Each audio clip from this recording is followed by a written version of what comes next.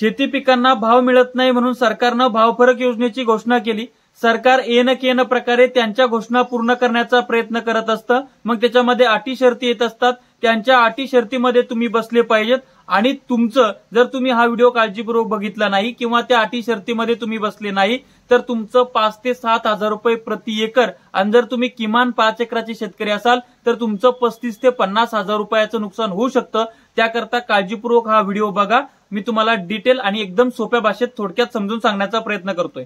नमस्कार, मी ज्ञानेश्वर खरात पाटील। आता भाव फरक योजना आधी आपण समजून घेऊया। सरकारनं काय सांगितलंय त्यांच्या जाहीरनाम्यामध्ये की एमएसपी वर 20% अनुदान, परंतु सरकारनं कुठल्या पिकाला 20% अनुदान देणार हे सांगितलेलं नाही। मग त्याच्यामध्ये आपण सरळ पकडूयात की ज्या पिकाची सरकार खरेदी करतं त्या पिकावर 20% इतकं अनुदान मिळतं। आता सध्या जर आपण बघायला गेलं तर सोयाबीनची सरकार खरेदी करत आहे, कापसाची सध्या सरकार खरेदी करणार आहे आणि इतर काही पिकं आहेत त्यांची सुद्धा सरकारकडनं खरेदी होते। जसं की कापसाची सीसीआयद्वारे खरेदी होते आणि सोयाबीनची नाफेडद्वारे खरेदी होते, बरोबर।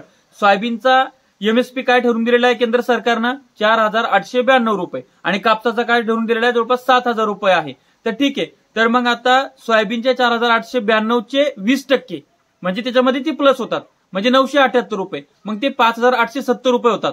म्हणजेच काय, त्या भाव फरक योजनेला धरून तुम्हाला तो भाव काय मिळतोय 5870 रुपये, ठीक आहे। त्याच्यानंतर कापसाचे 7000 रुपये आपण जर पकडले तर 7000चं 20% होतात 1400 रुपये, तर मग ते 1400 त्याच्यामध्ये ऍड जर आपण केले तर त्या ठिकाणी तुम्हाला ते जवळपास 8400 रुपये भाव तो मिळतोय। मग अशा पद्धतीने जर आपण त्याचा जर आपल्याला लाभ घ्यायचा असेल तर त्यासाठी काय करावं लागेल, तुम्हाला तुमची सोयाबीन नाफेडला द्यावं लागेल, तुम्हाला तुमचा कापूस सीसीआयला द्यावा लागेल किंवा इतर तुमचं पीक एखादी सरकारी खरेदी असेल तर तुम्हाला ते त्या सरकारच्या खरेदीला द्यावं लागेल।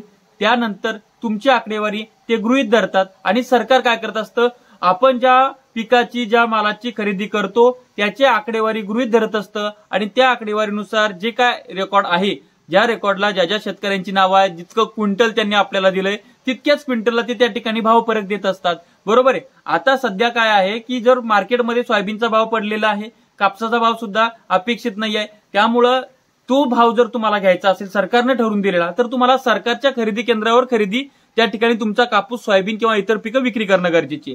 मग तुम्ही ती विक्री केल्यानंतर तुम्हाला सरकारने ठरवून दिलेला भाव मिळतो आणि परत तुमचं त्या ठिकाणी रेकॉर्ड राहतं आणि मग जेव्हा सरकार भाव फरक योजना द्यायचे विचार करतं त्यावेळेस ते काय करतं, तो डेटा कुठनं घ्यायचा तर तो डेटा हा आपल्या सरकारी सोयाबीन किती खरेदी झाली, सरकारी धान किती खरेदी झालं, सरकारी कापूस किती खरेदी झाला आणि मग समजा फॉर एक्झाम्पल मी ज्ञानेश्वर खरात नावाचा शेतकरी, मग मी माझं 10 क्विंटल सोयाबीन नाफेडला दिलं, मग मला 10 क्विंटलचा त्या ठिकाणी भाव फरक येऊ शकतो। परंतु ज्या शेतकऱ्यांनी हे सोयाबीन नाफेडला दिलंच नाही तर ती त्यांच्या आकडेवारीत येतच नाही, ती त्या रेकॉर्डवर येतच नाही, म्हणजे सोयाबीन उत्पादन करून त्याचा कमी भाव घेऊन नंतर तो भाव फरक योजनेमध्ये सुद्धा बसत नाही। त्यामुळे तुमचं एकरी किती नुकसान होऊ शकतं हे तुम्हाला सांगतोय। आता भाव फरक तुम्ही जर एकरी जर म्हणजे क्विंटलला आपण भाव फरक देत असतो, जर सोयाबीनचा बघितला तर 900 रुपये होतोय आणि कापसाचा बघितला तर 1400 रुपये होतोय। मग जर तुम्हाला सरासरी 5 क्विंटल कापूस झाला तर 14×5 किती होतात, 7000चं तुमचं नुकसान होतंय। आणि दुसरीकडे आपण जर सोयाबीनचं जर बघितलं तर 9×5 4500 ते 5000चं तुमचं नुकसान होतंय। म्हणजे कापूस पीक पकडलं तर एकरी 7000 रुपये आणि सोयाबीन पिकडलं तर तुमचं एकरी त्या ठिकाणी 4500 रुपयाचं नुकसान होतंय।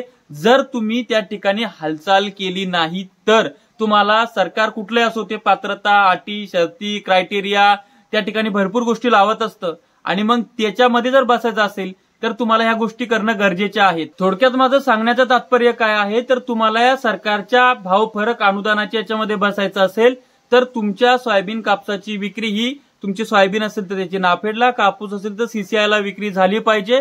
सरकारी खरेदीकडे तुम्ही लक्ष दिलं पाहिजे।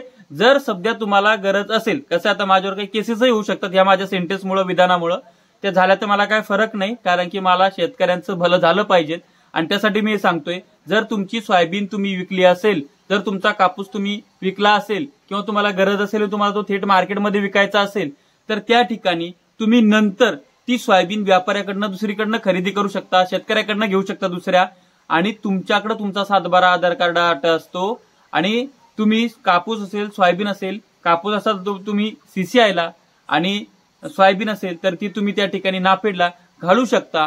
त्या माध्यमातून तुमचं नाव रेकॉर्डला सुद्धा जातं। नंतर तुम्ही जितकं सोयाबीन घातलं तितका तुम्हाला भाव फरक मिळतो आणि तुम्हाला 400-500 रुपये प्रति क्विंटलला त्या ठिकाणी फायदा सुद्धा होतो, भाव मिळतो। तर हे तुम्ही त्या ठिकाणी करू शकता।